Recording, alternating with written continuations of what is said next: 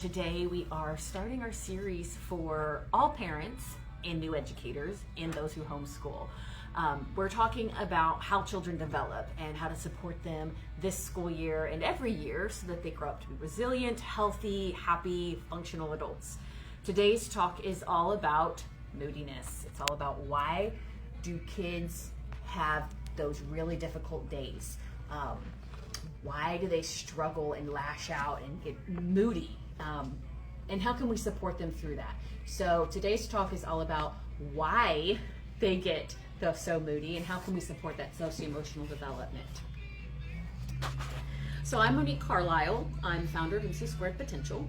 Our goal at MC Squared is to support everybody who has an impact on students. So that includes homeschool parents, educators, interventionists, tutors, anybody who really works with kids. We want to support them.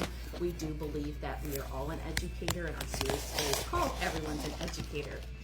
So we're very excited to bring this to you just to help you support your kids better.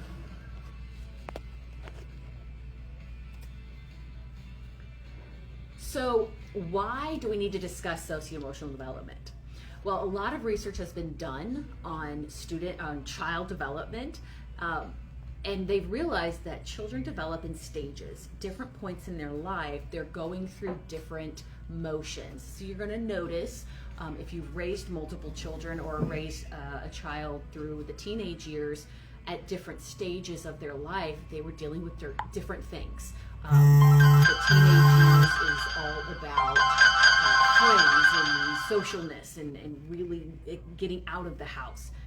Infancy, you have that separation anxiety, so there's a big difference there. And they've noticed that this is repetitive for all kids. So these stages are repeating, and we can help them through it to develop resilient children.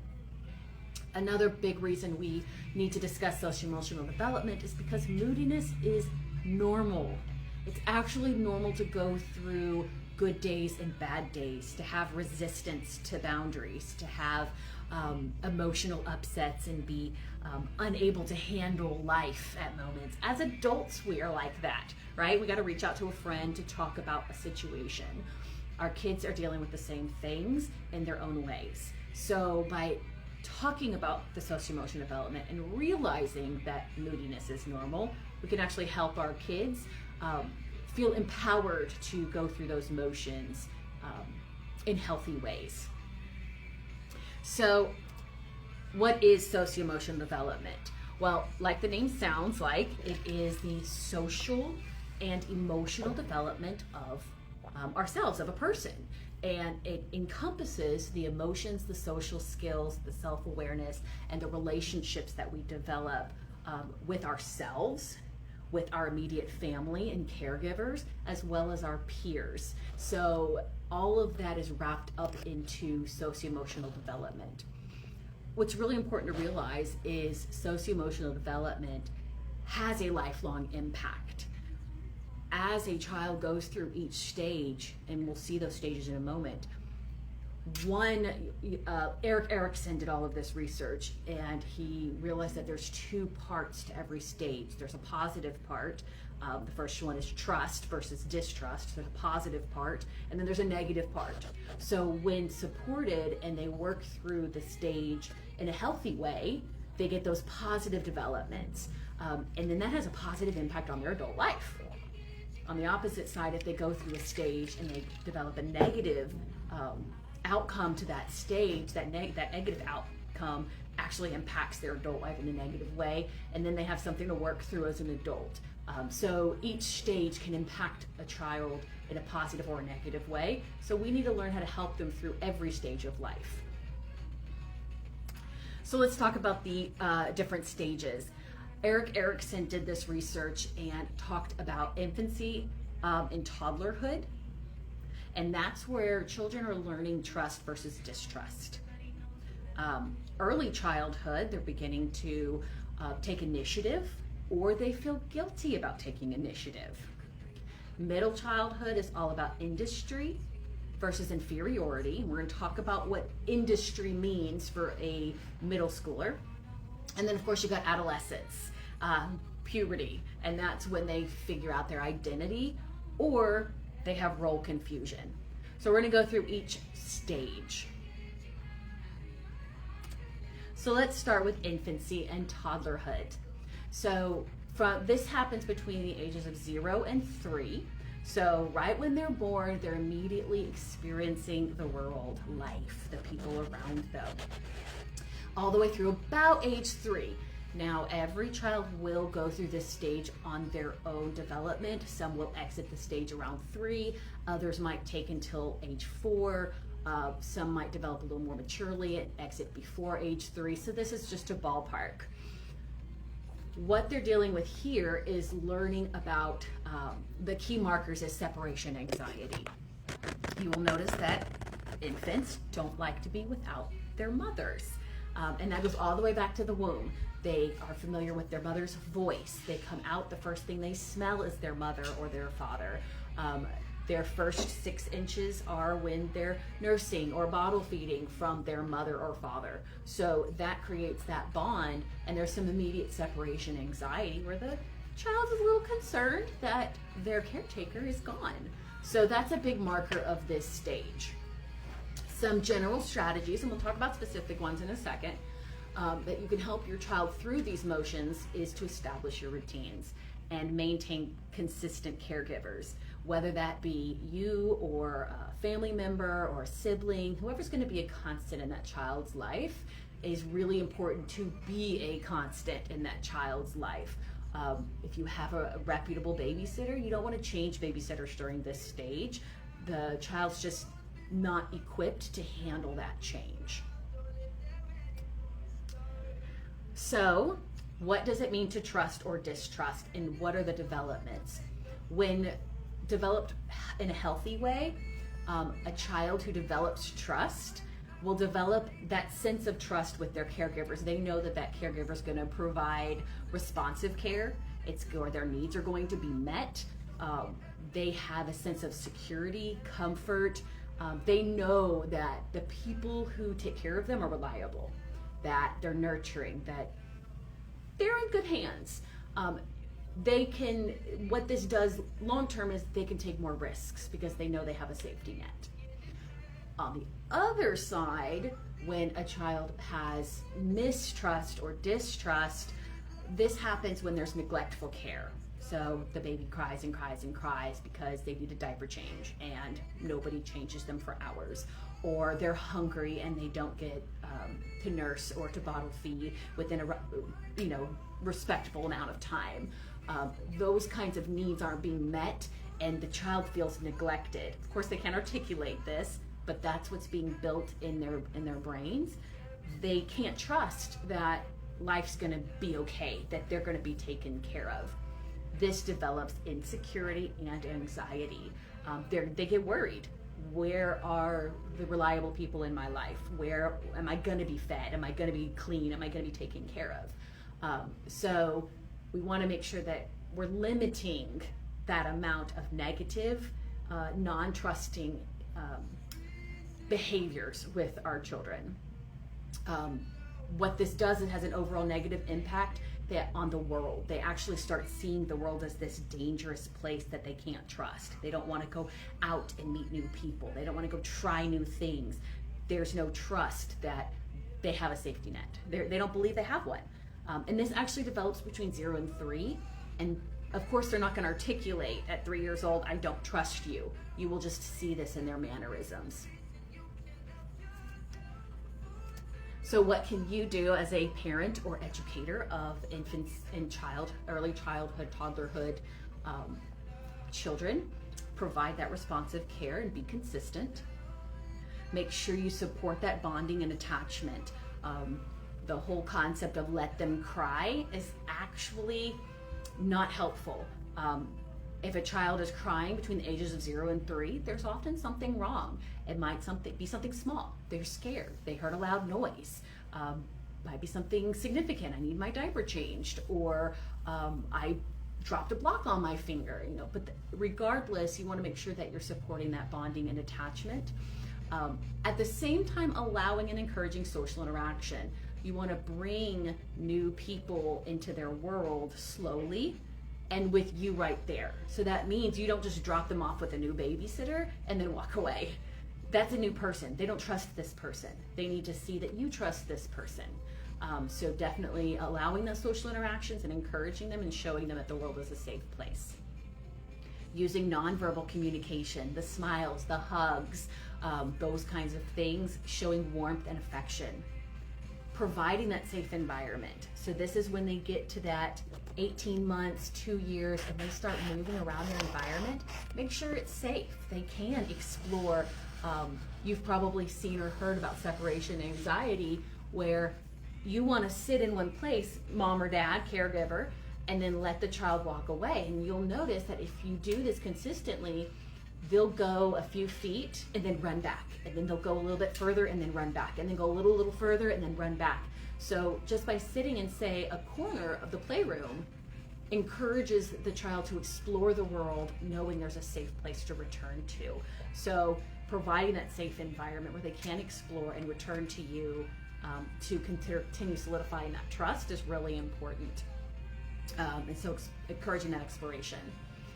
Be attuned to them. So we've talked a little bit about this already. If they're crying, tend to their crying. Maybe they're scared, maybe they're hurt, maybe they're hungry. Find out what's going on with them. Do your due diligence and then try to meet that need. They can't use words yet, so we really want to just be attuned to their body language, their mannerisms, and take care of them in that way. Of course, celebrate milestones. Make sure that they have that positive support network that celebrates when they take their first steps, or when they try a new food, or they build that tower, that block tower to 3 and then 4 and then 5. Celebrate those things so they know that you're not just going to provide nurturing care, you're actually going to be there to support them as they struggle through life as well. And the most important part of this is to take care of yourself. As adults, we have a lot on our plates. When you add a child to that, it can be very stressful, it can be very overwhelming. When our emotional tank gets low, we have less ability to take care of the little ones who need more from us. So make sure you're taking care of yourself. You have your own support network you can rely on, so you can go take a shower, you can go get some sleep. You can just walk away and get a jog in, or go to the gym and get some exercise, go to a yoga class. Take care of yourself to refill your own emotional tank so that you can then provide that to the children.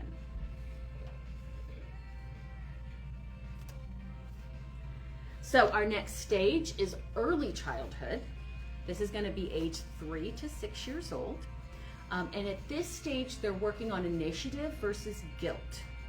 So this is where children's desire for independence, they're starting to move through that independence and they want to be independent. And when they struggle with that independence, it results in mood swings. They get frustrated because they want to be able to build that tower to 5 blocks and they just can't. And so they throw the blocks. Those kinds of mood swings. There's some general strategies. We'll talk about more specific ones. Encourage that exploration and praise the effort. Oh, you got to 3, let's do it again. And really just encouraging them and providing that positive reinforcement versus the negative. Oh man, you didn't do it.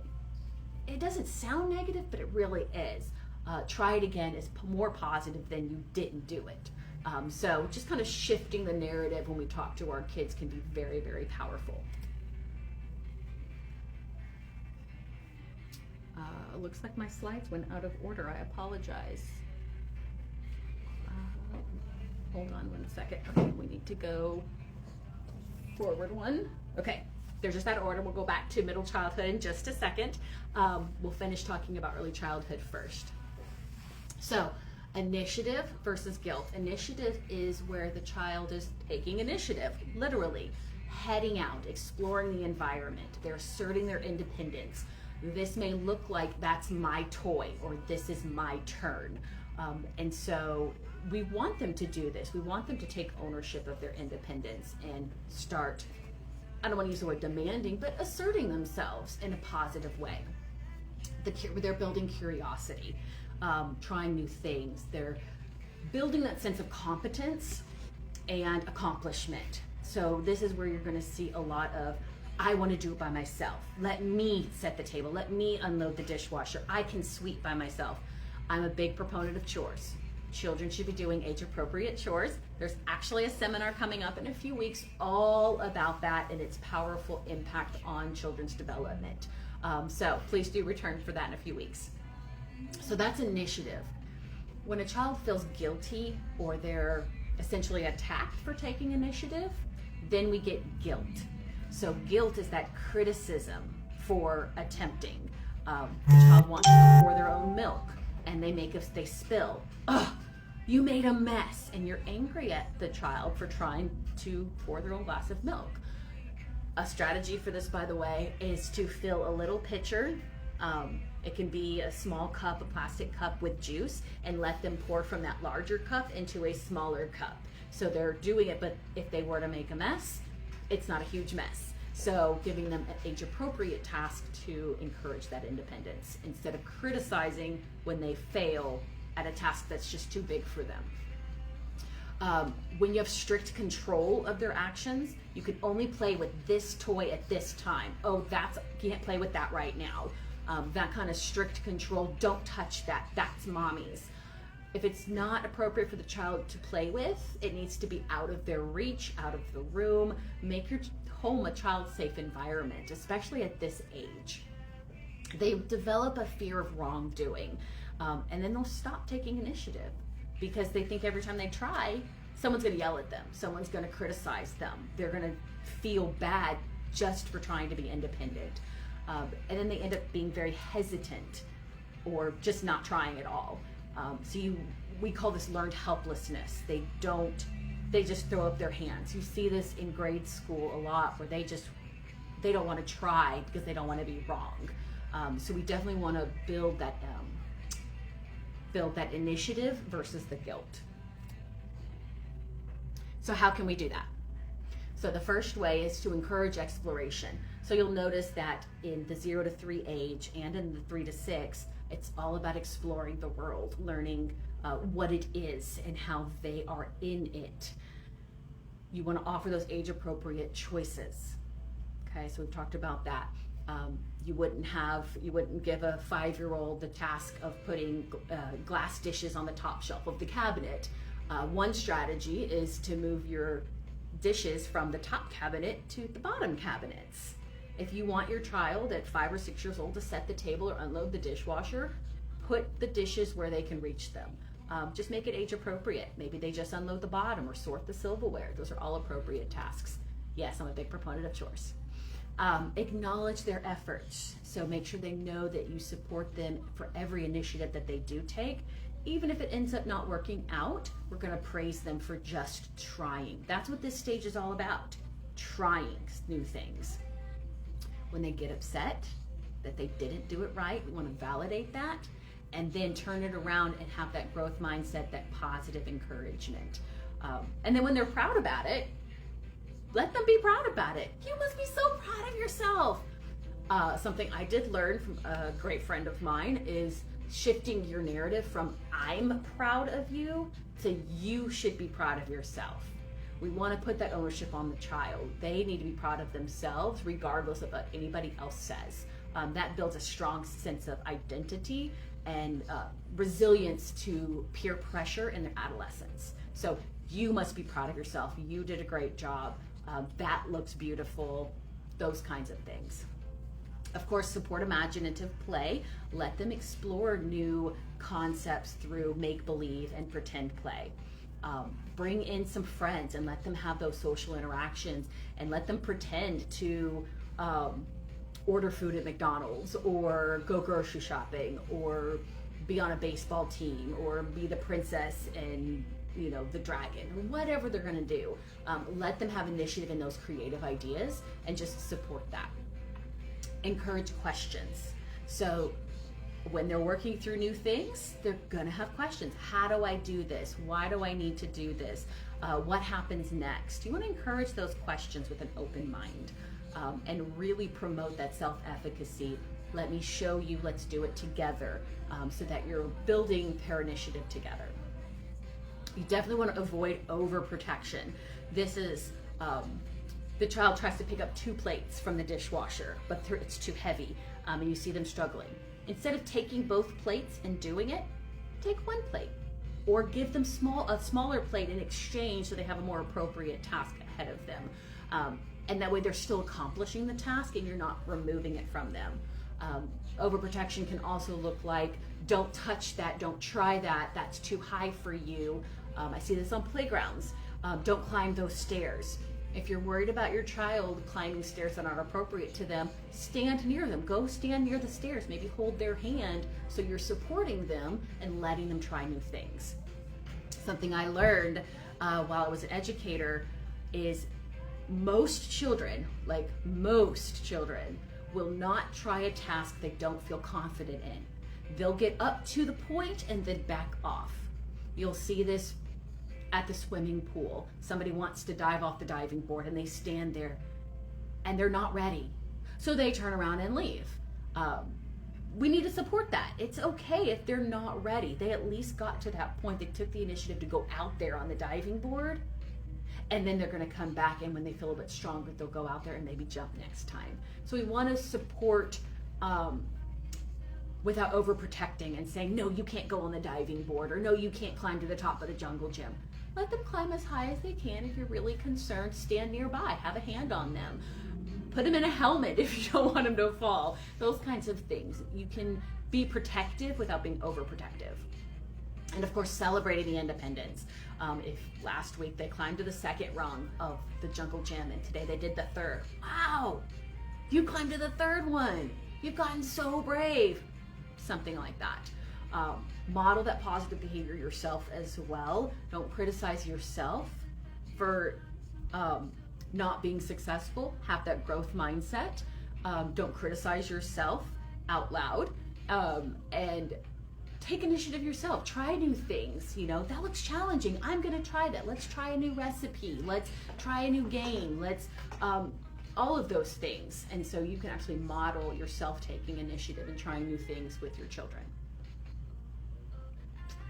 All right, we're gonna back up just a little bit so that we talk about middle childhood.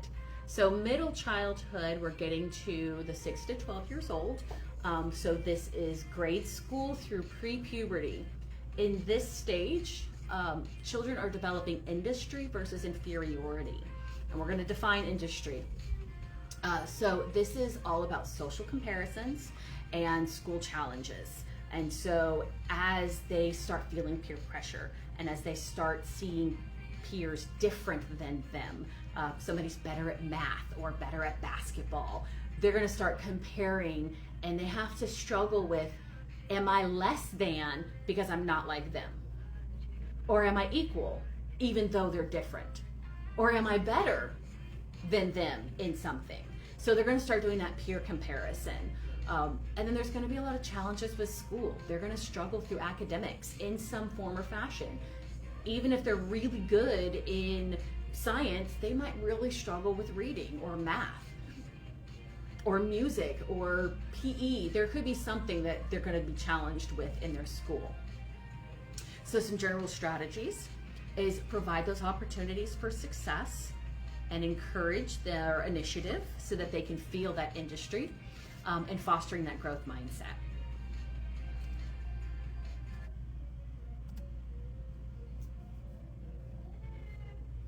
So what is industry? So it's not steel mill working, okay? It's actually feeling industrial and industry and building things. Literally, it's all about learning new skills and striving for mastery and competence. So this is a great thing in the school age years because this is where they start getting exposed to music and art and physical education through sports, and we start enrolling our kids in karate and they pick up an instrument, things like that. So this is a great time where they start looking for things and exploring them to be successful at them. They want to master it. They want to be really good at it. So the last stage was all about trying new things.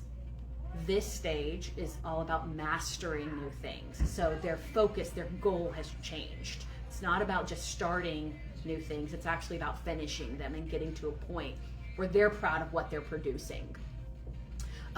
They really want to complete tasks and have that recognition of you did a good job.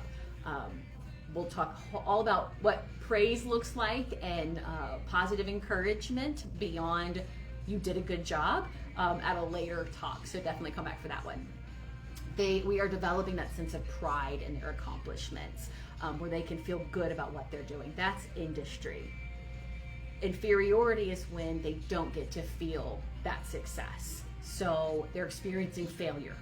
They're working on things that are too challenging for them. They're not receiving encouragement, so there's a significant lack of you can do this, lack of support. What this does is it creates self-doubt and that sense of incompetence. I just can't do it. So this just contributes to that learned helplessness that we talked about in a previous stage. Peer comparing and negative self-concepts. Are we okay? So it's going to be paused at 8 p.m. Oh, because I need to plug it in. Okay. But we might have, no, we're going to have, if we pause, I promise we will be back. We're going to try to get it plugged in. You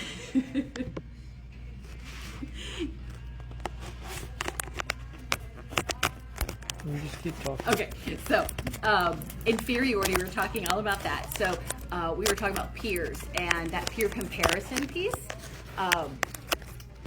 If they start feeling like a peer is better than them in this, that, or the other, they'll have a negative self-concept regarding their accomplishments, because it will never be good enough. There's always going to be a peer that's better than them. 1 second, let me get my phone plugged in so that we can continue.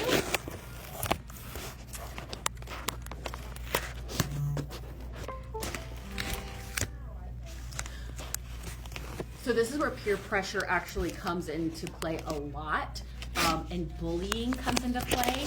If a child is bullied, they feel they're not good enough. Everybody else is better than them. So if we've built through the previous stages trust, initiative,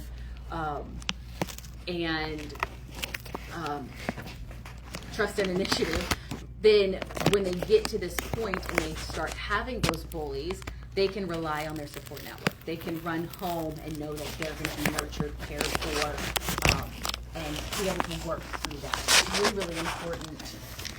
Sorry, you guys are getting headaches.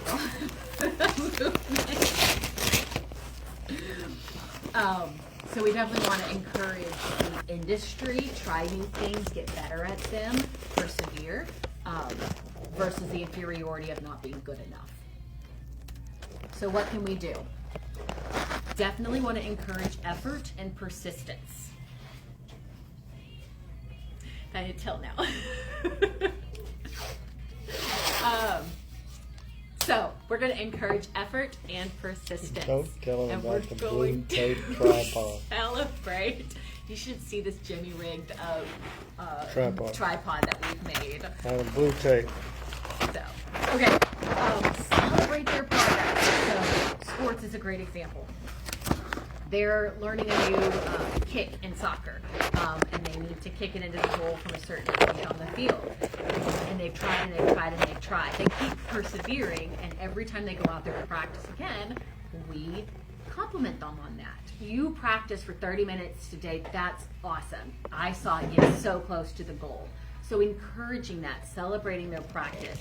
Wow, this time you hit the rim of the edge of the net. I saw it bounce off of the hole. You got so close. Celebrating that.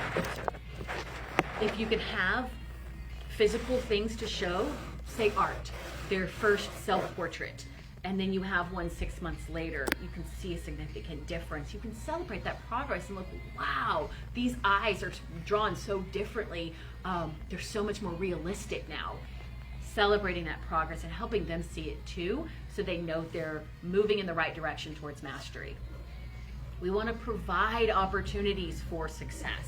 So that's encouraging them to go to karate and try out different types of martial arts, and try out for the band, and try out for this basketball team, and try out for track, and go meet new friends, and try crocheting, and cook a new recipe. I mean, you name it. If they want to try to do something and get good at it, encourage that.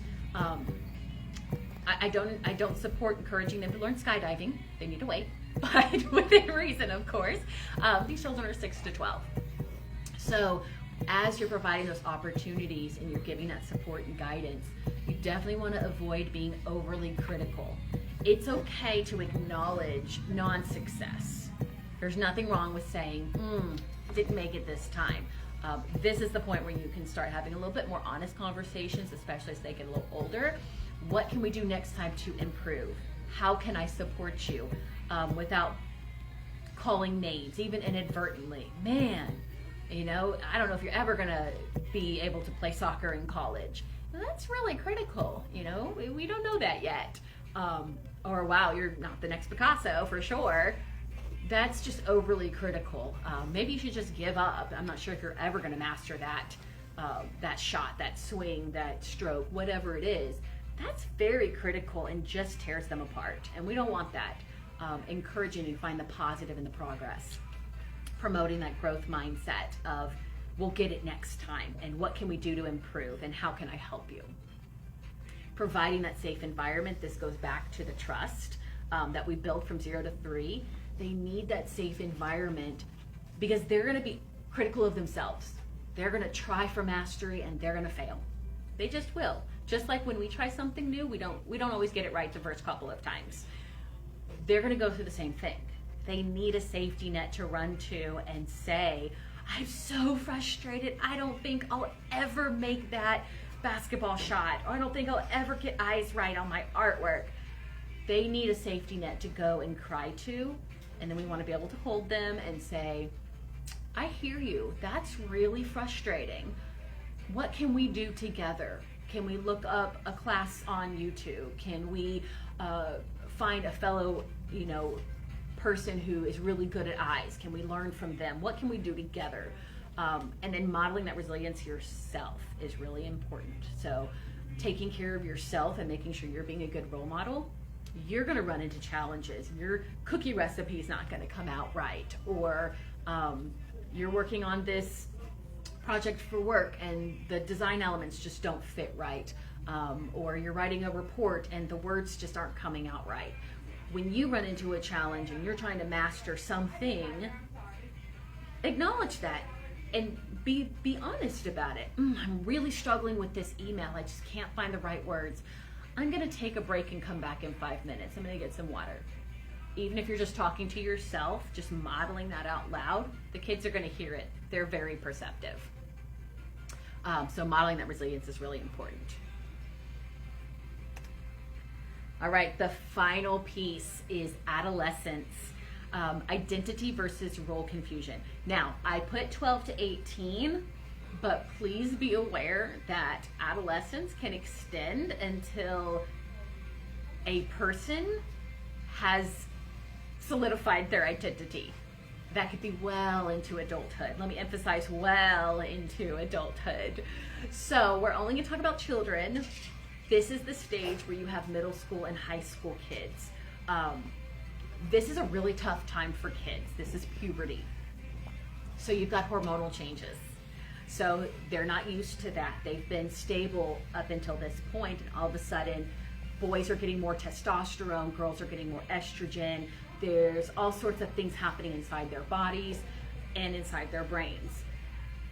They aren't going to know how to handle those feelings that come with that. So of course you're going to get mood swings. They're going to be really angry for no reason. They're going to be really sad for no reason. They're going to be really happy for no reason. We want to give them that safe space to experience those things, the communication tools to say, I really don't want to be around people right now. I'm really angry. Okay, honey, why don't you go take a walk, take a run, go to your room, take a bubble bath, whatever your child needs according to who they are.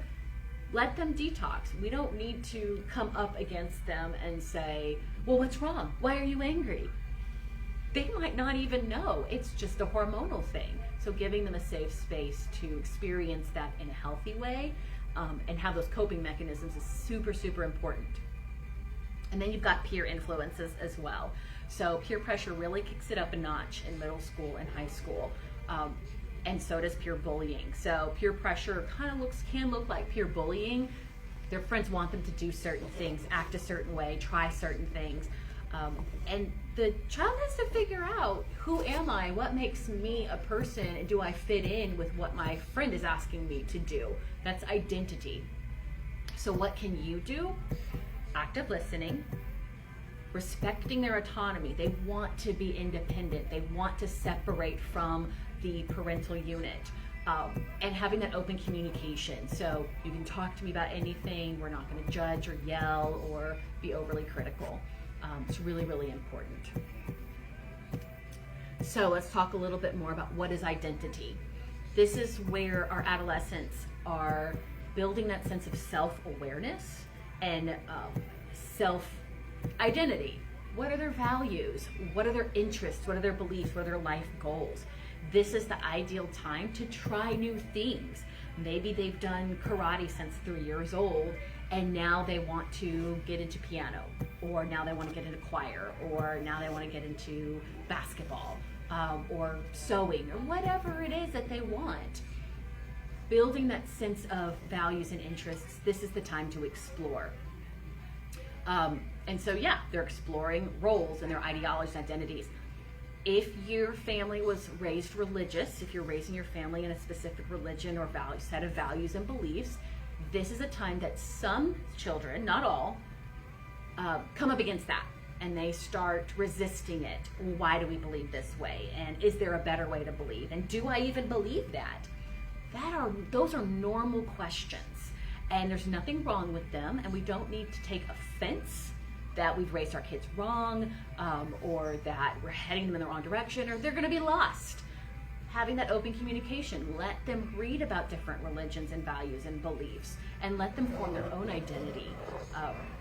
A really good friend of mine gave me this advice years and years ago when my children were young. When your child comes to you with something you don't agree with, such as, why should I go to church? You have two options. You can fight them and ruin your relationship, or you can let them move through those motions and see where it goes. I choose the latter. I would rather stand by my child and help them learn all they can about whatever it is, it doesn't have to be religion, to make a decision for themselves, versus fight with them all the time and ruin our relationship. Because this is probably just a phase. This is a stage of development where they question their world and figure out where they fit in. And once they do all of these questioning and they've worked through these motions, they have that strong sense of identity. They are stable in who they are, what their beliefs are, and this is really important when they leave the nest. So by 18, we really want them to have as stable of an identity as possible, so that when they do go to college, if that's their choice, or get into the working world and they're around new people with different beliefs and ideologies and habits and interests, they can approach that and say, that's not right for me. I'm not going to hang out with that person. That sounds interesting and safe, and I'm going to try that. I don't like the way that person treats other people. I don't want to be around that person. Making those decisions because they know who they are is really important. On the flip side, you have role confusion, and that's exactly what it sounds like when they don't know who they are. What are their values? What are their aspirations? They have a lack of direction, and just they don't know where they fit in the world. They struggle to identify themselves. And this is often because they haven't been allowed to explore themselves. They have followed a very strict regimen of do this, do that, join this sport. You're the football star of the family, or you've always been in choir, so you're going to continue being in choir. And really resisting their exploration of self limits their self. So that's where we get that role confusion. So how can we support our adolescents? The first and most important way is to encourage that self-exploration and respect their autonomy. If it's safe, let them explore it. There's nothing wrong with them exploring paintball if that's what they want to do. They're going to come away with bruises probably, but it's not going to kill them. So let them go see if that's something they enjoy. If they want to move from choir to band, let them explore that. If they're done working with track and they want to go do basketball, let them do that. There's nothing wrong with encouraging that exploration, and respecting when they say, I don't want to do this. I'm just not interested in XYZ anymore. You want to have that open communication. So just to you and say, I don't like this, I want to try this. I feel this way about XYZ. And this can be anything from the type of movies they watch to the type of books that they read, whether they want to be in an honors math class or whether they want to pursue political science. It doesn't have to be sports and things like that. It could be very academic as well. Excuse me. And you want to acknowledge and validate their emotions. So as they're dealing with peers and trying these new things and figuring themselves out, they might have some confusion and questions. So we want to validate that. I know this seems confusing, why your friend does this or that. Definitely want to talk to them about that. Be that positive role model and cultivate their friendships that are healthy. So I definitely don't support toxic relationships. You definitely need to put some boundaries there. So we want to make sure that they're surrounded by healthy people that allow them to explore their interests in non-judgmental, safe ways. Supporting their identity formation, offering that safe exploration, and then promoting that critical thinking. What happens if you choose this? What are the consequences of switching from choir to band? Positive consequences, negative consequences. What is that impact going to be? You're not telling them what to do. You're simply encouraging them to think critically about the decision they're about to make. That's really important. And discussing those life choices. What is the impact long term of doing this or that? A common example that I've seen with my own children is the high school career. Okay, so that's what we're talking about, those high school years. College courses have been offered to my children. They can graduate with their associate's degree. College courses are often offered in most public high schools. The child has a choice. Do I want to be pushed and to do those college courses in high school or not? That's a choice. And there's a life impact. You graduate with your associate's degree at 18, or you go to college and you're in college for 2 more years. It costs money or it doesn't cost money. There are impacts to those decisions. Of course, have them when it's age appropriate. We wouldn't talk about college with a 12-year-old, but definitely having those open conversations about life choices. And most of all, with your adolescents, be patient. They're dealing with a lot when it comes to hormonal changes, peer comparisons, figuring out who they are in this world. Be patient with them. Let them move through those motions. If we put in everything else into place, then they'll grow up healthy and resilient. So, why are they so moody? Hormonal changes, brain development, and external stressors. Moodiness isn't always a problem. Sometimes it's just the way it is for the moment. So giving those coping mechanisms, teaching them how to self-care when they are feeling overwhelmed is really important. I have a child who used to get very, very angry. So he learned that he would go to his corner where he had some paper and he would tear the paper apart. It would be scratch paper, recycled stuff that we didn't care about, and he would crumple it and tear it and put all of his anger out in that box of paper he was allowed to destroy, and then be able to come back. We had to give him that coping mechanism so he wouldn't hurt people and hit and punch and push and stab people with pencils. So if you know me and my family, you know who I'm talking about. So sometimes they need those coping mechanisms. Something could be wrong, something might not be wrong. We want to give those coping mechanisms. General strategies, emotional validation, teaching that emotional regulation, having that open communication, and setting those realistic expectations. So if you have any questions, comments, I haven't been able to see the chat, so I hope that y'all have been filling up the chat with questions and comments. I'm going to let my moderator behind the scenes go ahead and read out some if y'all have any. feel free to chat. There's 4 or 5 watching. I did leave a note that they can get the full presentation by dropping an email to you at mc2potential@gmail.com. So, but feel free to post any comments you have here. Sorry for dropping the phone a couple of times, dropping the camera a few times. So we will be having these parent workshops. They're for new educators, homeschools, parents, anybody who really wants to learn how to help their children. We're going to be doing these every Saturday. We are live here at the Denny's in Webster. If you come on down, there will be free food. It's even free Kid Saturday, so bring your kids. I promise it will be kid appropriate conversation every time. And so it's free to you. A $10 donation is appreciated. But we're going to take care of you and your kids. Tell all your homeschoolers. Everybody. Tell all your friends. Homeschoolers. What is next week's talk? I don't think I put that in here. You need it on Facebook? We will post it. I will make sure.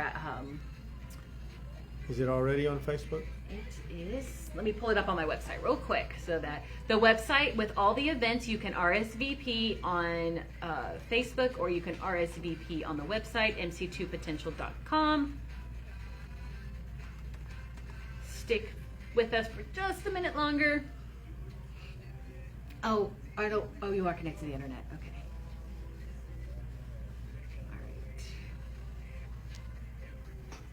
I just want to tell you guys what the next one's going to be. All right. Next week is all about the thinking process. So how do kids make decisions, and how do they think through life, academics or anything? So we're going to talk about how do children think as they move through the different stages in life. So it's the thinking process explained. So we're going to talk about that next week. I encourage you to come on down. Like I said, we're at the Denny's in Webster, and we would love to see you. All right, do we have any questions or comments? Can you please send me the link? Okay, we're getting a few email addresses for a link to the presentation. Awesome. So I will get it out to you. Send that as a PDF to everybody who sends their contact information. Thank you all. I hope to see you all in person next week. Yes. Moderator, do you want to come around and say hi real quick? Let's see the person who kept dropping the phone. Oh gosh. Don't know who to blame next week. It's his fault. It's his fault. So we'll feed you. We'll feed your kids. $10 donation is appreciated, suggested. So in conclusion of today, socio-emotional development is a natural process. It does come in stages, and moodiness is a normal part of that development, and it can be effectively managed when you understand and support each stage with appropriate strategies. I hope this has been helpful to you. Tell your friends, and I will drop a link in the chat in just a few minutes, so you can go to the website, RSVP, all the information will be there. I appreciate all you guys. Thank you so much, and see you later. Bye for now. Now you're going to have to tell me how to shut it off. You just hit stop. There's a stop button. A finish button. There it is.